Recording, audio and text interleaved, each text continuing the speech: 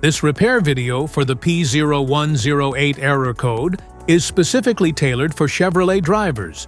If your Chevrolet is showing up P0108 code, this is for you.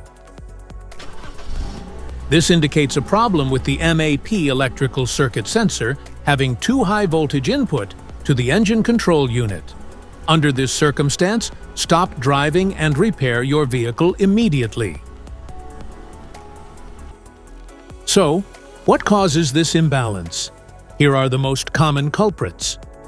This error could be caused by these possible faults in your car. Faulty MAP sensor, vacuum leaks, wiring issues, clogged catalytic converter. Here is a simple DIY method you can try to solve this problem. The MAP sensor.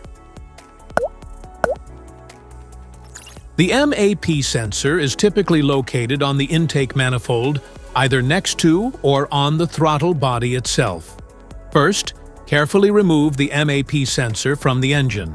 Inspect the MAP sensor for any damage if damages are found, then replace the MAP sensor when you install a new MAP sensor. Check to make sure the new O-ring is in place and not damaged.